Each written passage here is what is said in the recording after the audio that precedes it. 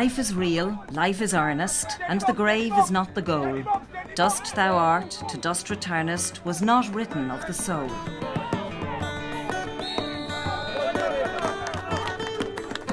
This is a story of life and death, seen through the eyes of one person. Today, Sinéad Donnelly is the team doctor with na Piarsaigh GAA club in County Limerick, and there's no livelier or more vibrant place to be than on the hurling pitch. But Sinead's main work lies elsewhere, dealing with people who are dying. And her message for us is a simple one. People who are dying are also very much alive, and the best medicine that they can get is the love and attention of the people with whom they've shared their lives. Often, the best place to do that is at home. Most of us don't like to talk about or even think about death. It's something we read of in the newspapers or see on television. A car crash, a drowning, a murder. It's something that happens to somebody else. But you know, most people die in far less spectacular circumstances. At this very moment, in every corner of Ireland, people are gathering around bedsides as their loved ones pass on as a result of illness or quite simply old age. It will happen to somebody you know and love, and sooner or later, it will happen to you.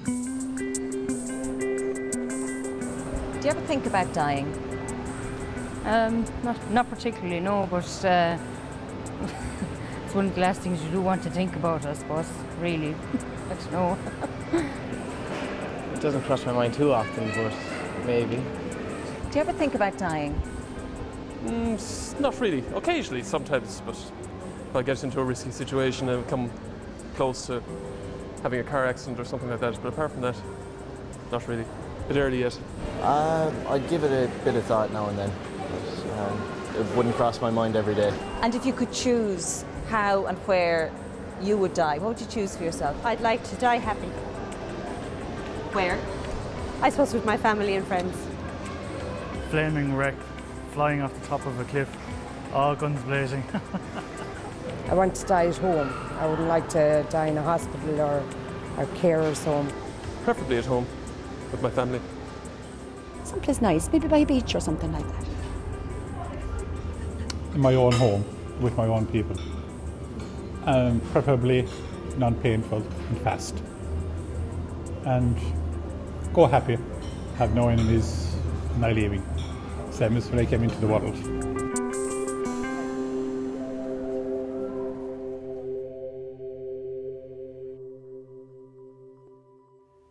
Sinéad Donnelly, you're a doctor, a consultant in palliative medicine, and we've heard so many different views there about people's attitudes to death and how they'd like to die. And in fact, it coincides with perhaps what the Irish Hospice Foundation found in a recent survey in Ireland, that about 60% of people would prefer to die at home if they have that option. At the same time, in other studies, it has been shown that about that same number actually die in hospital. And the benefits of one over the other? You can die well in hospital, you can die well at home, you can die well in a palliative care unit. So it would be unfair to say that there's a benefit of one over the other. But in recent research that we've done, there's a certain depth and quality and intimacy that I think can be achieved when you have an opportunity to care for someone who's dying at home.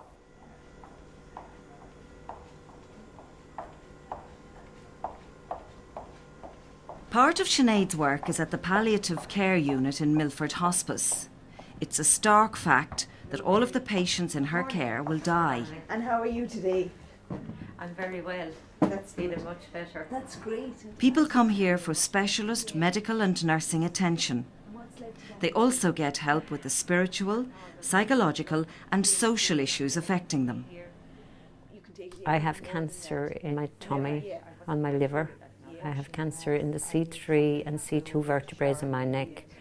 I have cancer in my pelvic bone. I have cancer in the lymph glands in my neck. I have cancer on my lower spine and in my rib. And the prognosis is not good, and I've been told that my life expectancy will be very short. And My wish would be to go home if possible.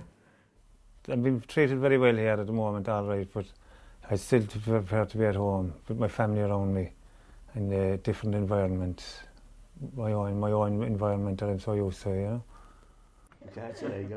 For the family of somebody who's dying, the prospect of bringing them home and looking after them can be daunting.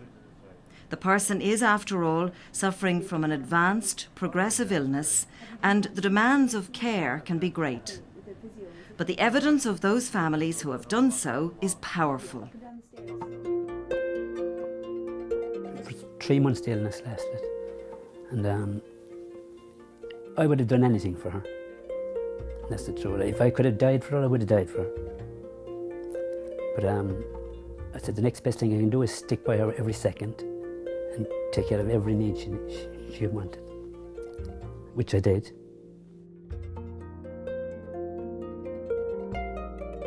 I think it was a great comfort that she was in her own bedroom where she had spent her 50 years of married life.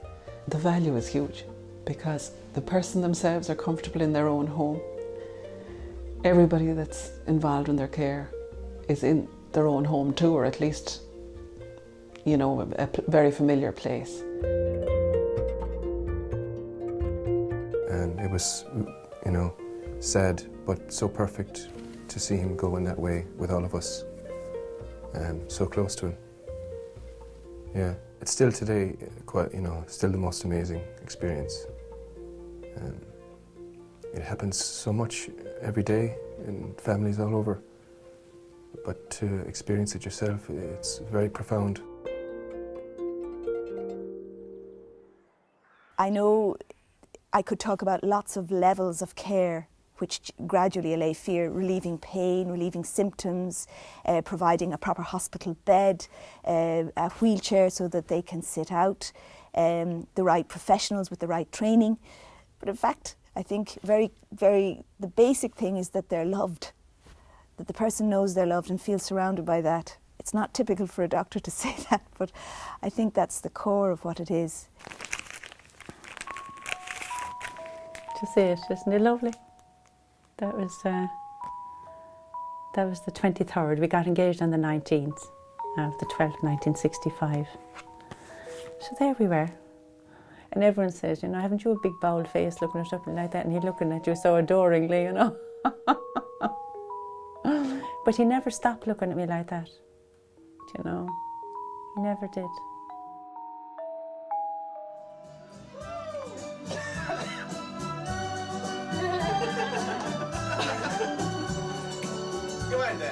John Maloney was a father of 4 children and husband to Pauline. In July of 2001, he developed a progressive, degenerative neurological condition. He was 62 years of age. It was mostly Mom's decision. It was Mom's decision to say, he's staying out of the hospital, he's staying with me, it's what he would have wanted and what she needed and what we did as well, and that benefited us. Fantastic. You need your dignity at that point in your life. It's a very important time. Luckily, Mom took it in hand to see that would be the case with Dad, you know, that he'd have his dignity and he'd have his love around him before he went. I kind of knew how much pain he was because I would lie down, put down the side of the bed, and then I'd put my arms around him at night. And as soon as John would start off going into pain, I used to just talk to him all the time, and that used to actually soothe him. Isn't that right, Sean? You know, when you just talk to him, and just, I mean, John was really loved. Do you know, that's the thing. That's the only thing that I think might have helped his suffering, is that he was loved so much. Like, it just surrounded him. When it was getting closer to his death, I came down as frequently as I could. So every weekend I was down and kind of sat in beside Mom, who was doing the main caring, and just wanted to be a part of that because, you know, recognising really the importance of these last few weeks. I wanted to be part of his life still. You know, I had gone away and I'd only come to visit, and as he became more non-verbal, there wouldn't be much conversation, but it would just be in his presence. And it was very important to me to be in those few moments with him at night time, and caring for him as well. The physical act of caring for him was very intimate and very important for me to be around those important times.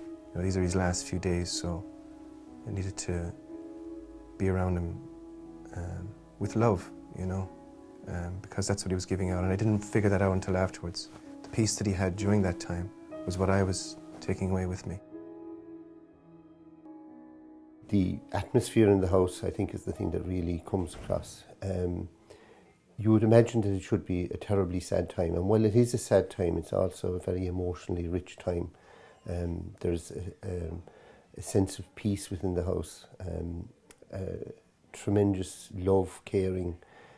Everybody is caring for everybody else at that particular time, not just the person that's dying. It does involve everybody who's in the house at the time. And I think for the person who is dying to feel that caring and love that's there is obviously must be very helpful to them in the whole process. The privilege of being there with somebody who's dying must be huge. People describe that it as a privilege. They also describe a lovely feature, which is the mutuality. It's that the person who's dying actually wants to give to those who are caring for them. It might be a smile, it might be thank you, love, you know, or some people say, I remember one person said, you know, my mother said that she'd be looking down at me from heaven, you know, and minding me. And this daughter kept describing how her mother kept thanking her for everything that was being done for her as she was being cared in her own bedroom. So that's what I think is a particular feature of dying at home, is that exchange, that relationship, that love that people share with each other. You could suggest that I'm idealising a family. Not all families will follow that pattern, but that's what can be achieved, a huge depth of intimacy and love.